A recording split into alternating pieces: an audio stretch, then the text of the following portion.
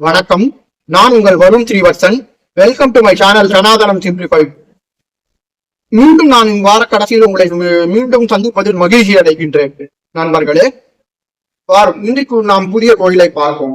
வயிற்று வலி போக்கிய கதலி நரசிங்க பெருமாள் அப்படிங்கிறது இந்த கோவிலுக்கு பேரு. இந்த பெருமாள் கோயில் பேர் கதலி நரசிங்க பெருமாள் கோயில், ஜம்புலிபுத்தூர் அப்படின்னு பேரு.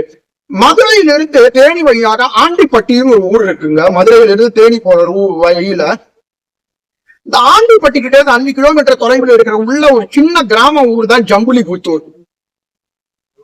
இப்ப மதுரையில இருந்து போகக்கூடிய ரெகுலர் பஸ், அரசு பேருந்துகள் இந்த ஊர் வழியாக செல்லும், டவுன் பஸ்கள் இந்த ஊர் வழியாக செல்லும் அப்படின்றது நம்ம பார்க்கலாம். இந்த வழியா போலாம் அந்த ஊருக்கு. சரி, இந்த ஊர்ல கதலி நரசிங்க பெருமாள் குடிக்கொண்ட ஒரு சுவாரஸ்யமான கதை உண்டு. முன்னாடி காலத்துல இந்த ஊருக்கு பேரே செண்பகாரண்யம் அப்படின்னு பேரா, செண்பகவனம் அப்படின்னு பேரா. ஏன்னா நிறைய செண்பக மலர்கள் பூத்து செண்பக காடா இருந்தது இந்த ஊர். ஆரண்யம்னா காடு அப்படின்னு அர்த்தம். அப்ப இந்த ஊர்ல ராஜ சம்பளத்து வம்ச நாயக்கர்கள் அப்படிங்கிறவங்க ஆட்சி செஞ்சு கொண்டிருந்தாங்களாம். அவங்கதான் இந்த ஊர், அதாவது என்ன பண்றது, ஒரு ஜமீன்களுடைய நாயக்கர்கள், ஜமீன்களுடைய நாடா தெரிஞ்சதுதான் இந்த தேனி வருஷ நாடு பகுதிகள். அப்ப ஒரு நாள் இவங்க என்ன பண்ணாங்கன்னா, பண்ணையார்களா இருந்தாங்க. அவங்க வீட்டுக்கு மாட்டு தொழுவம், நிறைய மாட்டு தொழுவத்துல நிறைய மாடு இருக்குமா. இந்த மாட்டுடைய பாலை கறந்து வியாபாரம் செய்து இதன் மூலமாக தான் அவங்களுக்கு வருவாய் ஈட்டி வந்தாங்களா. இதுதான் அவங்களுடைய பிரதான குலத்தொழிலா இருந்ததான். ஒரு நாள் இவங்களுடைய மாட்டு தொழுவத்துக்குள்ள புகுந்த நல்ல பாம்பு ஒண்ணு என்ன தெரியுமா பண்ணிட்டான், தன்னோட வாழை அகண்ட திறந்து பசுவோடைய மடியிலேருந்து பாலை குடிக்க ஆரம்பிச்சிருச்சான்.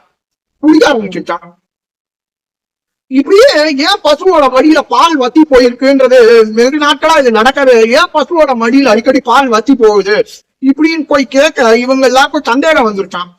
அப்புறம் என்ன பண்ணாங்கன்னா, ஒரு நாள் இவங்க அந்த பாம்பு வாய் திறந்து பால் குடிக்கிறத பார்க்கவே, பசுவோட மடியில பால் குடிக்கிறத பார்க்கவே கையில அத்தனை பேர் கம்போட அப்படியே அந்த பாம்பை அடிக்க சீறி பாஞ்சாங்களாம். உடனே சந்தடி சத்தம் கேட்ட பாம்பு உடனே என்ன தெரியுமா பண்ணிருச்சான், உடனே நேரா பாஞ்சு ஒரு புத்துக்குள்ள போய் பதுங்கிருச்சான். புத்துக்குள்ள போய் பதுங்கின அந்த பாம்பு என்ன பண்ணிருச்சான், இமீடியட்லி இந்த ஜமீனுடைய ஆட்கள்லாம் என்ன தெரியுமா பண்ணாங்களாம், போய் நேர நாயக்கரோட ஆட்கள்லாம் போய் நேர உள்ள ஆயுதங்களை விட்டு அடிச்சு தாக்க ஆரம்பிச்சானுங்களாம். ஒரு கட்டங்களை அப்படியே ரத்தம் பீழிட்டு அடிச்சுதான் அந்த புத்துல இருந்து. அப்போ ஒருத்தனுக்கு சாமி வந்துருது. சாமி இருக்கிறவர் சொன்னாரு, இந்த மாதிரி ஏய், நான் இந்த ஊர் பெருமாள் இவர்கள் மூலமாகவேதான் திருவுள்ளம் கொண்டார் போல கோவிலை எழுப்புறதுக்கு, கோவில் தனக்கு எழும்புறதுக்கு, தான் வெளியில காட்டு கொடுக்கறதுக்கு மக்களுக்கு. நரசிம்ம பெருமாள், நான் இந்த ஊரை காக்க வந்த பெருமாள் பா, எனக்கு இந்த இடத்துல நித்தமும் கோயில் அமைச்சு கூடு, எனக்கு என்ன நீங்க வெய்யுங்க, நான் உங்க எல்லாரும் வாய வைக்கிறேன் அப்படின்னாராம். நான் சாமி வந்திருக்கேன் அப்படின்னு சொல்லியிருக்காங்க. உடனே என்ன பண்ணாங்கன்னா, பயபக்தியோட என்ன பண்ணாங்களா, அந்த புஸ்தகம் தோண்டினாங்களாம். மெதுவா தோண்டவே ஒரு வாழைப்பூ வடிவத்துல, ஒரு சுயம்பு லிங்க வடிவத்துல ஒரு கல்லு கிடைச்சுதான் போன்ற ஒரு அமைப்பு. சுயம்பு அமைப்புல லிங்க வடிவத்துல வாழைப்பூ அமைப்புல ஒரு கல்லு கிடைச்சுதான். இத பயபக்தியோட எடுத்த அந்த நாயக்க மன்னர்கள், நாயக்கர் என்ன தெரியுமா செஞ்சாரா, அதை பார்த்தோன்னே இப்ப வாழைப்பு கதலி பழம் அப்படின்னு பேரு. கதலி பழம் அப்படின்னா சம்ஸ்கிருதத்துல வாழை பழம் அப்படின்னு அர்த்தம். சரியா, இவர் வாழைப்பூ வடிவத்தினால இருந்ததுனால இவருக்கு கதலி நரசிங்கர் அப்படிங்கிற திருநாமத்தை வச்சாங்க. வச்சு அந்த ஊர்ல இருக்கக்கூடிய ஓனக்கரை கிட்ட பிரதிஷ்டை பண்ணிட்டாராம் இந்த நரசிங்க பெருமாளை. ஓடக்கரைனா அந்த ஊர் பக்கத்துல இருக்கக்கூடிய ஒரு நதி மாதிரி ஒரு ஓடை, அந்த ஓடைக்கு பக்கத்துல இருக்கிற ஒரு மரத்தடி நிழல்ல அவரை பிரதிஷ்டை பண்ணாங்க, கரை நிழல்ல. இதுக்கப்புறம் பிற்காலத்துல அந்த திருமலை நாயக்கர், இந்த ஊர் ஆண்ட திருமலை நாயக்கர் போன்ற மன்னர்கள் மிகப்பெரிய கோவிலை எழுப்பினாங்களாம். இதுக்கப்புறம் என்ன பண்ணாருன்னா, பிற்காலத்துல அந்த வருஷ நாட்டு ஜமீன்தார்கள், வருஷ நாட்டு ஜமீன் இருந்தாங்க. இவர்களுக்கு ஒருத்தர் அதுல வந்தவர் தான் கொண்டமா ராமகிருஷ்ண நாயக்கர்னு பேரு இவருக்கு. இந்த நாயக்கர் ஒருவருக்கு என்ன ஆச்சா, இந்த வருஷ நாட்டு ஜமீனா இருந்த இவருக்கு நீண்ட நாள் புத்திர பாக்கியம் இல்லையா.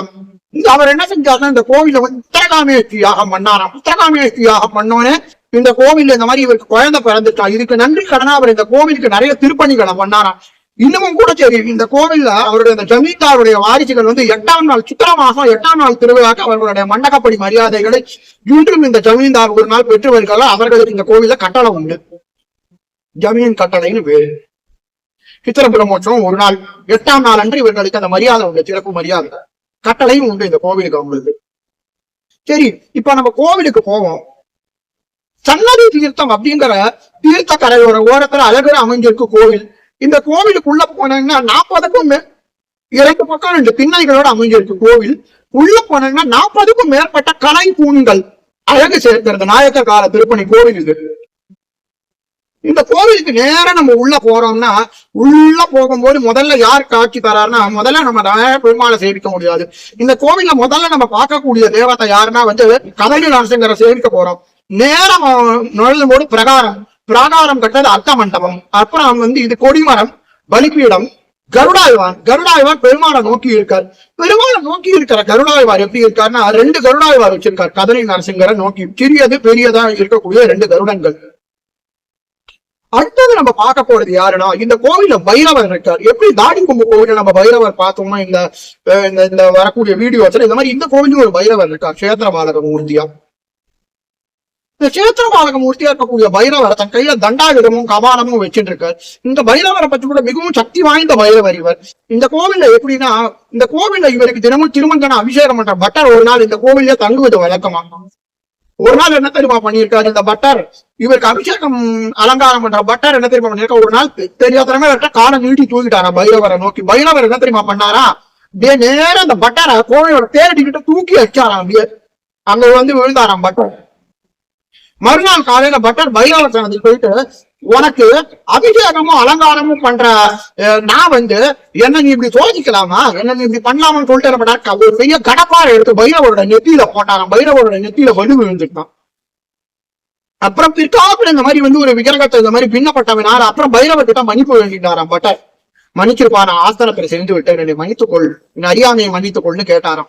பிற்காலத்துல என்ன பண்ணாலும்னா பைரவர் சிலை இந்த மாதிரி ஈடுபட்டவனால என்ன ஆச்சுன்னா, அந்த பழைய சிலையை புதைத்து விட்டு பூமியில் புதைத்து விட்டு அதே இடத்துல புதிய சிலை ஒன்றை ஏற்படுத்தினார்களாம். இன்னமும் கூட சரி, இந்த பைரவர் ரொம்ப சக்தி வாய்ந்தவர். இவர்களுக்கிட்ட வேண்டுதல் நிறைவேறினவங்க இவருக்கு வடமாலை சாத்தி வைப்படுறாங்க. வடமாலை சாத்தி வைப்படுறது ரொம்ப வரப்பிரசாதி. அடுத்தது இந்த கோவில் ஆஞ்சநேய சுவாமி எழுந்தருளி இருக்கார். இந்த ஆஞ்சநேய சுவாமி ரொம்ப சக்தி வாய்ந்தவர். இவர்கிட்ட வேண்டிட்ட மகப்பேறு கிட்டுங்கிறது ஒரு மிகப்பெரிய நம்பிக்கை. இப்படி மகப்பேறு வேண்டி இந்த வேண்டுதல் நிறைவேற பெற்றவங்க என்ன பண்றாங்கன்னா, இவருக்கு வடமாலை சாத்தி இவருக்கு வழிபடுறாங்களாம். வடமாலை வெண்ணக்காப்பு சாத்தி இவர்களுக்கு வழிபடுவார்களாம். துளசி மாலை, வெத்தலை மாலை சாத்தி. இதனால இவர்களுடைய வேண்டுதல் நிறைவேறிடும். அடுத்தது நம்ம பார்க்க போறது யாருன்னா, இந்த கோவில சேனை முதலியர் எழுந்தருளி இருக்கார். சேனை முதலியர்னா எல்லா கோவிலையுமே பிரதான அதிபதி, படைத்தளபதியின் பேரு, பெருமாளோட படத்தளபதி. இவருக்குதான் பிரம்மோற்சவ காலங்கள்ல முதல் மரியாதை எப்பயுமே இந்த கோவில்ல. அடுத்தது நம்ம பிராகாரத்தை சுத்தி வரும்போது பார்த்தோம்னா யாருக்குன்னா, ஒரே சன்னதியில லட்சுமி நரசிம்மர் எழுந்தருளி இருக்கார். லட்சுமி நரசிம்மர் கஷ்டப்பட்ட தாயார் செங்காலவல்லி தாயார்னு பேரு. ரொம்ப அழகு இந்த தாயார், பார்த்துட்டே இருக்கலாம். அன்னையர் அவ்வளவு அழகு தாயார். அந்த அம்மாவை பார்த்துட்டே இருக்கலாம் நம்ம. அடுத்த சன்னதி நம்ம பார்க்க போறது எதுனா, இந்த கோவில்ல மொத்தமே இப்ப பிராகார வளம் இருக்கோம். நம்ம பிராகார வளத்துலதான் லட்சுமி நரசிம்மர் தாயார் சன்னதிகளையே நம்ம சேர்த்தோம்.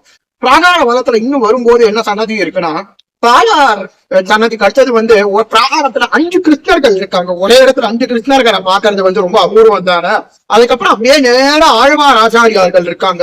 ஆழ்வார்கள் 12 ஆழ்வார்கள். அப்புறம் ராமானுஜர், மணவாள மாமுனிகள். பெருமாள் கோவிலோட இதுபடி நேரம் இது முடிச்சுட்டு நம்ம வரோம். கோவிலுக்குள்ளே ஒரு பிரதான தீர்த்த கிணறு இருக்கு. அதுக்கு பேரு திருமஞ்சன கிணறு அப்படின்னு பேரு. இந்த திருமஞ்சன கிணறு பக்கத்துல அதிசயமா ஒரு பெண்ணோட சிலை ஒண்ணு இருக்கு. பெண்ணோட சிலை, ஒரு பெண் 2 குழந்தைங்களுடைய சிலை இருக்கு. அவங்களோட 2 குழந்தைங்களோட சிலை. இதுக்கு ஒரு சுவாரஸ்யமான கதை சொல்றாங்க. இது என்னதுன்னா, இந்த கோவில்ல அந்த காலத்துல யார் ஒரு பெரிய குடும்பத்துல குழந்தை பிறந்துருச்சுன்னா முதல் குழந்தை கோவிலுக்கு தத்து கொடுத்துருவாங்க. இது தெய்வ குழந்தைன்னு சொல்லிட்டு. இந்த குழந்தை தெய்வத்துக்கோசரம் தத்து கொடுக்கப்பட்ட குழந்தைகள் என்ன பண்ணுவாங்கன்னா, அவங்க பெருமாளுக்கு மாலை கட்டி போடுறது, கைங்கரியம் பண்றது, பெருமாளுக்கோசரம் நாட்டியம் செய்யறது, இதெல்லாம் அவங்களுடைய கைங்கரியமா இருக்கப்படும். பெருமாளுடைய கைங்கரியம் இதெல்லாம். இப்படி கைங்கரியம் பண்ணி கொண்டிருந்த பெண்ல ஒருத்திதான், அவ பேர் லக்ஷ்மி. இந்த லக்ஷ்மிங்கிற பெண் ஒரு நாள் என்ன தெரியுமா பண்ணா, இந்த பெருமாள் கோயில கைங்கரியம் பண்ணி கொண்டிருந்த இந்த லக்ஷ்மி என்ன செஞ்சாலும், அப்ப ஒரு நாள் நிறைமாத கர்ப்பிணி ஆனா. கர்ப்பிணியா இருக்கக்கூடிய அந்த லக்ஷ்மி என்ன பண்ணா, யாரோ கொடுத்த ஒரு இழந்த பழத்தை சாப்பிட்டு விட்டு வந்தாலாம் கோவிலுக்கு. அப்பொழுது சாப்பிட்டதோடு இல்லாம அந்த கொட்டையும் சேர்த்து விழுங்கி விட்டா. பயத்துல இருக்கிற கொட்டையும் சேர்த்து விழுங்கியதுனால என்ன ஆச்சுன்னா, அதுல இருந்து ஒரு மாதிரி வாடகை வீச ஆரம்பித்து விட்டது. பட்டர் கோவிலோட பட்டர் அந்த நேரம் வரும்போது அவரோட உடம்புல இருந்து ஒரு துர்வாடகை வீச, நீ மது அறிந்து விட்டு வந்திருக்கிறாய் போல் என்றாராம் பட்டன். கோயிலோட பட்டர். அதனால அவளை கோயில் உள்ள சேர்க்கலையா. இத கேட்டு இல்ல சாமி நான் அதெல்லாம் முதல்ல இருங்கல சாமி இல்ல சாமி அப்படின்னாலாம். இவன் எவ்வளவு சொல்லி கேட்டாங்க. ஊர் மக்கள் வந்து அவன் மேல சீறி பாயவே என்னாச்சு இந்த மாதிரி வந்து சீரவே ஊர் மக்கள் சொன்னாலும் இவளை கோயிலை விட்டு வெளில தள்ளுங்க அப்படின்னு சொல்லவே அவளை கோயிலை விட்டு வெளில தள்ளினாங்களாம். இவனால ஆவேசம் அடைந்த லக்ஷ்மி என்ன தெரியுமா பண்ணாலா, தன்னுடைய வயிற்றை கிழித்து கொண்டு தன்னுடைய வயிற்றுக்குள்ள இருந்த நாவல் அந்த இது இறந்த கொட்டையும் குழந்தையும் எடுத்தாலாம், சிதுபியும் எடுத்து அதே இடத்துல விழுந்து அப்படியே மாண்டு போனான். இதை கண்டு ஊரே பதப்பதிச்சுது. ஐயோ நம்பாமல் இப்படி ஒரு மிகப்பெரிய பிழையை செய்து விட்டோமே. இந்த ஊர் வருந்தவே என்ன ஆச்சு, உடனே என்ன பண்ணாங்கன்னா அதுக்கு பரிகாரமா லக்ஷ்மியோட சிலை ஒண்ணு செஞ்சு பக்கத்திலேயே வந்து அவங்களோட 2 குழந்தைங்களோட சிலையும் செய்து வைத்தார்களாம். இன்னும் கூட இந்த குழந்தைக்கு பேர், இந்த லக்ஷ்மிக்கு பேர் சீலைக்காரின் பேர். அவர்களுக்கு ஒரு பட்டுப்புடவை சாற்றுகிறார்கள் இன்னும் இந்த கோவில்ல. அது மட்டும் இல்லாம இந்த கோவில்ல இன்னொரு பக்கம் போய் தீர்த்த கிணறு பக்கம் இந்த இடது பக்கம் பார்த்தோம்னா தும்பிக்கை ஆழ்வார் கஜானனர் எழுந்திருக்கார். இவர் வித்வசேனரோட படதளபதியில ஒருத்தர். கோவிலுக்குள்ள போகும்போது இவருடைய என்ன சொல்றது பர்மிஷன் நம்ம எப்பயுமே கேட்டுக்கிட்டு போறது போகணும். வைணவ கோவில்கள் இதுதான் நடைமுறை. போகும்போது எனக்கு அனுமதி கொடுக்கும்போது பர்மிஷன் கேட்கணும். அதுக்கப்புறம் உள்ள போகும்போதுதான் துவாரபாலகர்கள்ட்ட நம்ம பர்மிஷன் கேட்டுதான் மூலத்தான் உள்ள போகும். விஸ்வசேனர் தியானம் பண்ணிட்டுங்கிறதுதான் கோவிலோட வழக்கம் போறோம். இப்ப நேரம் மூலஸ்தானம் கிட்ட போறோம். இப்ப விஸ்வசேனர் கஜானனர் கிட்ட பர்மிஷன் கேட்டாச்சு. நம்ம நேரம் என்ன தெரியுமா செய்யறோம், கஜானன சன்னதியை தாண்டி நேரம் இப்ப நம்ம அர்த்த மண்டபத்துக்குள்ள வரப்போனோம். அர்த்த மண்டபத்தோட 2 பக்கத்துல துவாரபாலகர்கள் எழுந்தருளி இருக்கார்கள். துவாரபாலகர்கள் நம்மளுடைய அனுமதியை கேட்டுவிட்டு நேர படிக்கட்டுக்குள்ள போறோம். அர்த்த மண்டப படிக்கட்டுக்குள்ள அர்த்த மண்டப படிக்கட்டு தாண்டதுக்கு முன்னாடி ஓம் ஸ்ரீ விஸ்வசேனாய நமஹான் பெருமாளை விஸ்வசேனரை தியானிச்சு கொண்டு நம்ம பெருமாளை சேவிக்க போறோம். சன்னதியில பெருமாள் எப்படி எழுந்தருளி இருக்காருன்னா, ஸ்ரீதேவி பூதேவி சமயத்துல வரதராஜ பெருமாள் எழுந்தருளி இருக்கார். வரதராஜ பெருமாள் கீழே எழுந்தருளி இருக்க, கீழே அந்த சுயம்பு வடிவ கதறி நரசிங்க பெருமாள் எழுந்தருளி இருக்கார். இந்த கதறி நரசிங்க பெருமானை வந்து அவருடைய நெஜஸ்வரூபத்தை நம்ம வந்து எப்பயுமே சேவிக்க முடியாது. எப்ப தெரியுமா சேவிக்கலாம், அவருடைய திருவஞ்சன காலத்திலயும் அல்லது அவருடைய அபிஷேக ஆராதன காலத்துல மட்டும்தான் அவரை சேவிக்கலாம். மற்ற நேரத்துல முழுக்க அவருக்கு வெள்ளிக்கவசம் சாத்திருப்பாங்க. அந்த அளவுக்கு ரொம்ப வரப்பிரசாதியான பெருமாள் இவர். இந்த பெருமாளுக்கு வந்து பக்கத்திலேயே வந்து என்னன்னா உத்தமர் கதறி நரசிங்க பெருமாள், சக்கரத்தாழ்வார், லக்ஷ்மி நரசிம்மர், காலகிராம மூர்த்தியோட எழுந்தருளி இருக்காரு இவர்.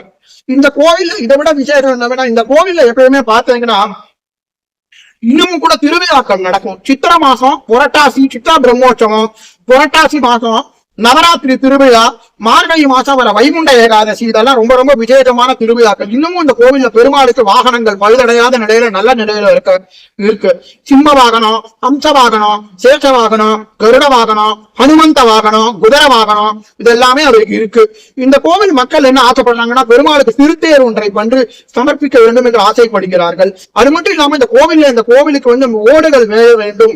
அது மட்டும் இல்லாமல் ஒரு புதியதாக ஒரு சக்கரத்தாழ்வாருக்கு ஒரு சன்னதி கட்டணும்னு ஆசைப்படுறாங்க மக்கள்.